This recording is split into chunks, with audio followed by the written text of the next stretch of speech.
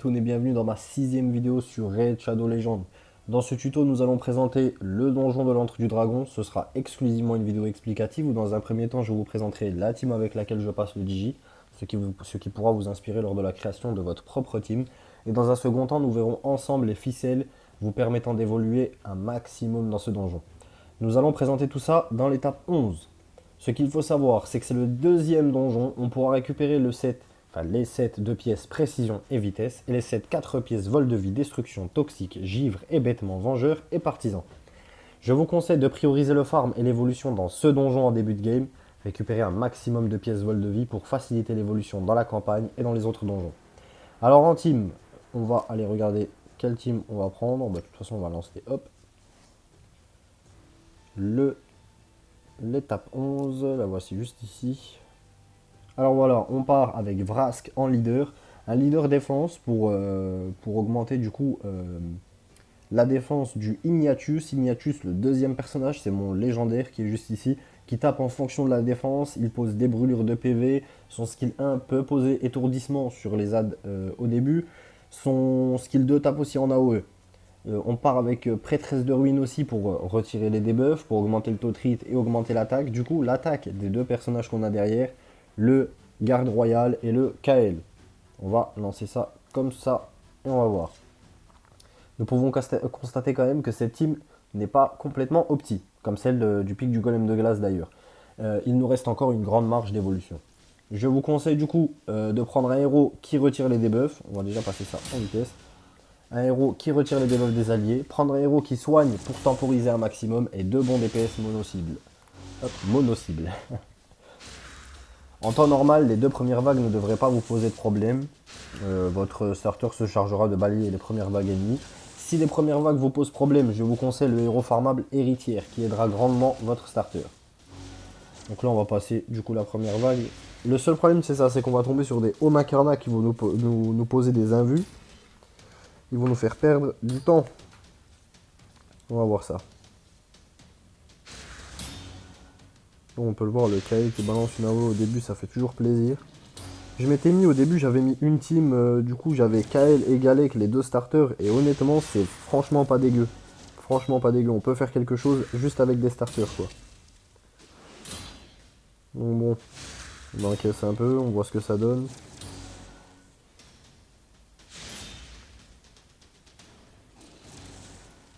D'où le problème du coup du home incarnat encore. Un personnage que j'aurais vraiment voulu avoir. J'ai fait énormément d'invocations. D'ailleurs, j'ai fait des calculs, du coup, j'ai fait les stats de mes invocations.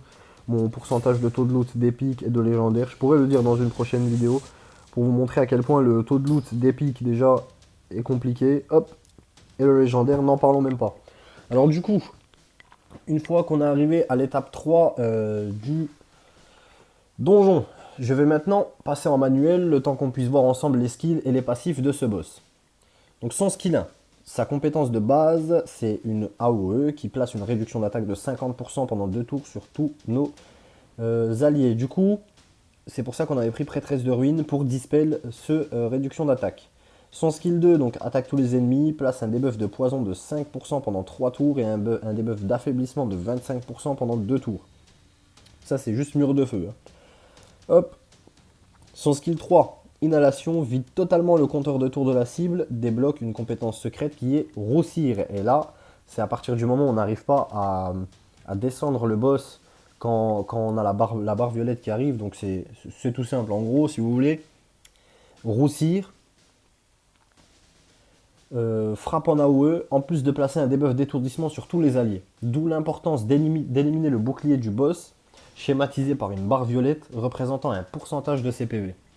En gros, si vous n'éliminez pas le bouclier, ce n'est pas dramatique. Assurez-vous d'avoir une team qui vous permettra d'encaisser sans énormément de problèmes. On va balancer ça, on va voir ce que ça donne. Donc déjà, on envoie juste des auto-attaques sur le boss, pour le moment. Voilà la barre violette dont je vous parlais. Le but, c'est de la tomber. Je crois... Bah non, malheureusement, je crois qu'on va la tomber. Enfin, malheureusement, heureusement, mais...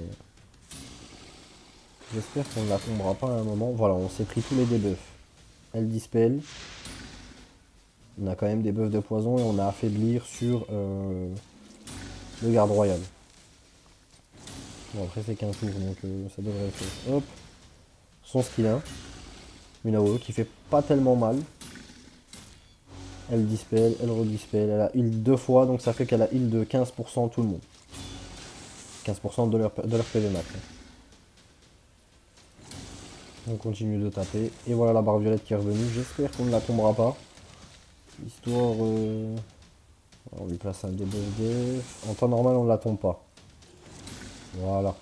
Donc là, normalement, on va se manger un étourdissement sur toute la team. Ah non.